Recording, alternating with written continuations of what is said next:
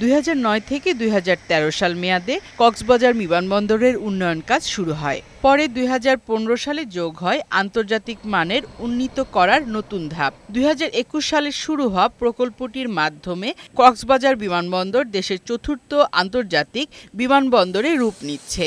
নির্ধারিত সময়ের আগেই কাজ শেষ করার আশা এই কর্মকর্তার। ব্রিজের কাজ ইতিমধ্যে শেষ হয়েছে এবং লাইটিং সিস্টেম লাগানোর কাজও ইতিমধ্যে শেষের পর্যায়ে আছে এবং রানওয়েতে যে লাইটিং সিস্টেমের কাজ এটাও চলমান আছে। আন্তর্জাতিক ফ্লাইট চালু হলে পর্যটন নগরী কক্সবাজারে খুলে যাবে নতুন অর্থনৈতিক সম্ভাবনার দুয়ার।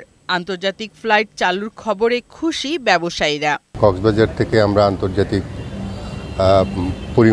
পরিসরে যাতায়াত করতে পারবো সরাসরি। এটা আমাদের জন্য একটা দারুণ সুখবর। দ্রুত কাস্টম, ইমিগ্রেশন ও ব্যান্ডেড ওয়ারহাউসের নির্মাণ কাজ শেষ করার দাবি এই ব্যবসায়ী নেতার। তখন এটাকে আবার আন্তর্জাতিক বলবো যদি লজিস্টিকগুলো যথাযথ, যেমন কাস্টমস, ইমিগ্রেশন, ডিউটি ফ্রি সবগুলো যদি এখানে চালু হয় তাহলে আমরা বলবো যে এটা আন্তর্জাতিক মানের একটা বিমানবন্দর হয়েছে। অক্টোবরের মাঝামাঝি সময় আন্তর্জাতিক ফ্লাইট চলাচল শুরু হবে বলে জানিয়েছেন বেসরকারি বিমান চলাচল কর্তৃপক্ষের চেয়ারম্যান। আমাদের সমস্ত চেষ্টা আছে অক্টোবরের মাঝামাঝি সময়ে এয়ারপোর্টটি আন্তর্জাতিক ফ্লাইট পরিচালনা করার জন্য আংশিকভাবে রেডি থাকবে।